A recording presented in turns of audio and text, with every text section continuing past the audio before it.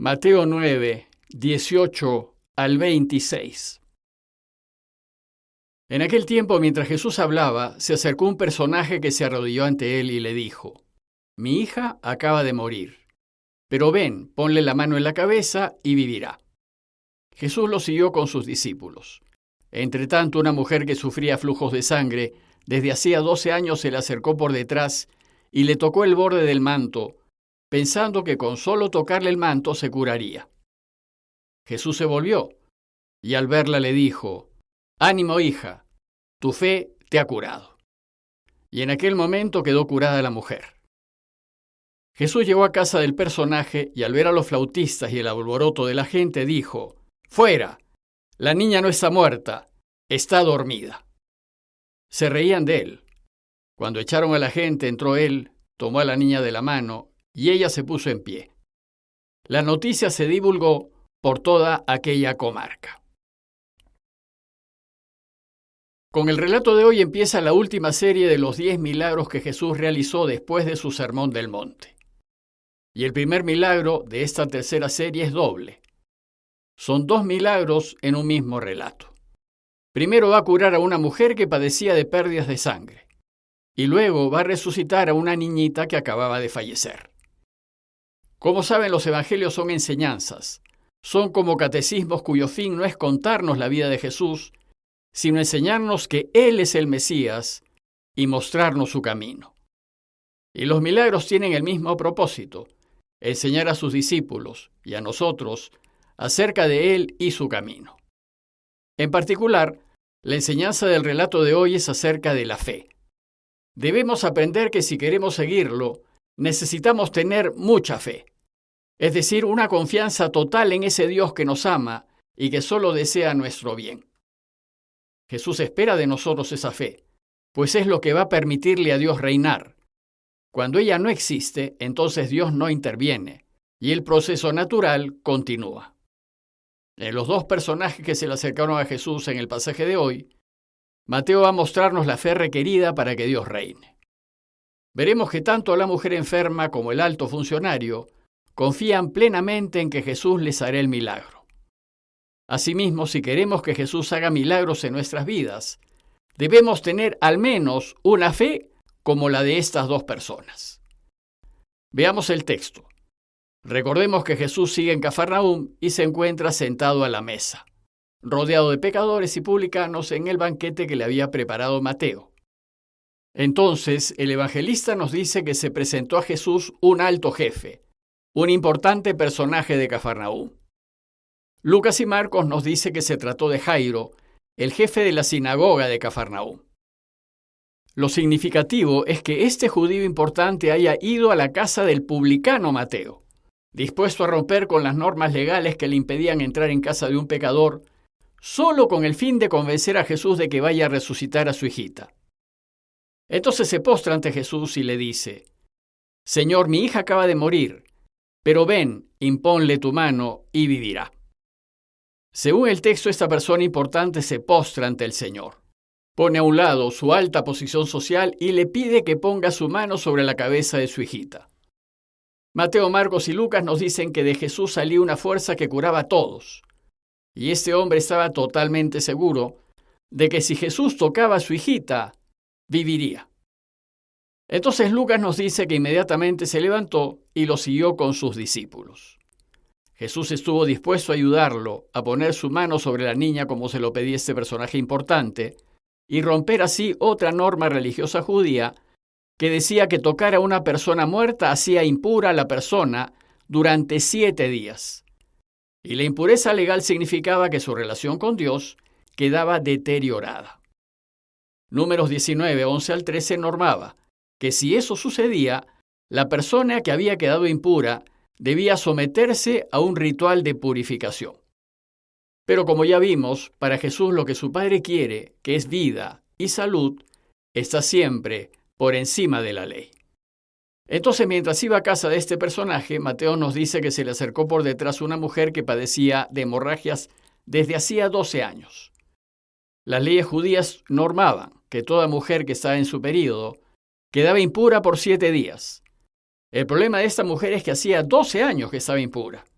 y por tanto, muchos años de marginación y desprecio.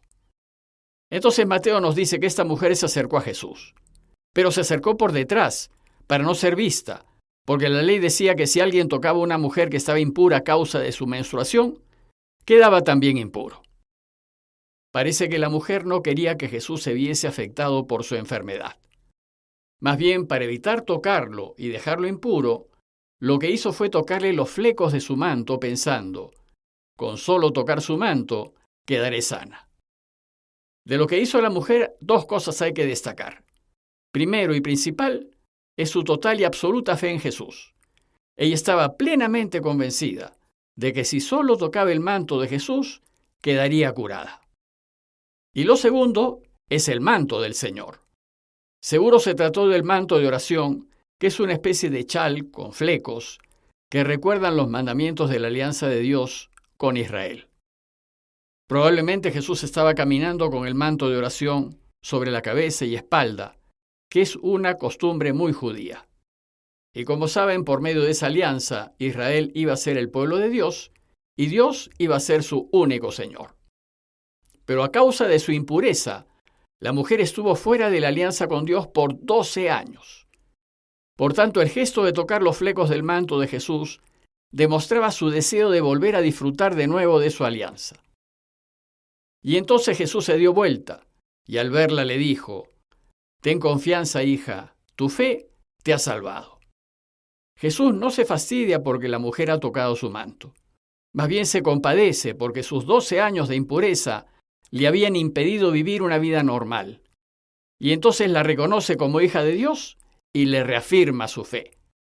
«Ten confianza», le dijo. Y desde ese instante, la mujer quedó sana y en relación plena con Dios. Luego de esta breve interrupción, el relato de Mateo nos lleva donde la niñita, que según Marcos 5:42, tenía 12 años y que sí estaba verdaderamente muerta. 12 años es el mismo tiempo que estuvo enferma la mujer que le tocó el manto. Cuando su padre fue a buscar a Jesús para pedir ayuda, ya sabía que su hijita había muerto. Entonces, al llegar a la casa del jefe, Jesús vio a los que tocaban música fúnebre y a la gente que gritaba. Los funerales orientales eran bastante bulliciosos. La costumbre era contratar flautistas para que toquen música triste y contratar plañideras para que lloren ruidosamente. Al ver el escándalo, Jesús dijo, «Retírense, la niña no está muerta, está dormida». Jesús, y luego la Iglesia, enseña que la muerte no es el fin de la existencia, sino solo un irse a dormir. Después Dios nos despertará para gozar de una felicidad eterna con Él. Por eso Jesús nos enseña que no hay que temer a la muerte, sino confiar plenamente en Dios. Pero la gente que estaba allí y las plañideras profesionales no creían en Jesús ni en el camino cristiano y se reían de Él. Se burlaban porque ellos sabían a ciencia cierta que la niñita estaba muerta. Y los que andaban en el funeral se burlaron de Jesús porque andaba afirmando que la muerte no desaparece a la persona, no la elimina, sino que la pone a dormir. Bueno, pues esas mismas burlas son las que recibirá el cristianismo cuando en su anuncio afirme que Jesús resucitó y que hay resurrección de muertos. Desgraciadamente, la contundencia de los hechos nos cierra a toda posibilidad de milagros. Pero el padre, sabiendo que su hijita estaba muerta, le cree a Jesús y le cree que está dormida. Y esta actitud de fe es la que posibilita el milagro. Entonces Jesús hace salir a todos los que allí se encontraban. Y cuando hicieron salir a la gente, entró, la tomó de la mano y ella se levantó. Es decir, la despertó. Solo la tomó de la mano y ella volvió a la vida. Bueno, pues esto es lo que nos pasará a todos los que creemos en Él. Es de notar que los evangelios nos transmiten muy pocos relatos de resurrecciones. Que parece ser el mismo que el de la hija de Jairo, luego el del hijo de la viuda de Naín y el último, el de Lázaro. Estos milagros son para enseñarnos que Jesús es el Señor de la vida y que Él la da a quien quiere y que cuando Dios reine, hasta la muerte será vencida. Por tanto, si queremos vivir para siempre, tenemos que caminar con Él. El texto de hoy termina diciéndonos que esta noticia se divulgó por aquella región. seguramente llevada en primer lugar por los que asistieron al duelo y que se habían burlado de él, pues lo único que convence al incrédulo son los hechos. Ahora ya no hay duda, pues después de haberla visto muerta, la han visto viva. Y es lo mismo que le sucedió a la iglesia después de la resurrección de Jesús. Como conclusión, los invito a preguntarnos acerca de nuestra fe. ¿Qué tan convencidos estamos de que Jesús es el Señor de la vida y de la historia? ¿Qué tan convencidos estamos de que Dios nos puede dar la vida eterna? ¿Qué tan seguros estamos de acercarnos a Jesús y pedirle lo que deseamos? Si decidimos ponernos a caminar con Él, debemos tener la absoluta seguridad de que Él siempre gana y que siempre atenderá nuestros pedidos si ellos significan un bien mayor.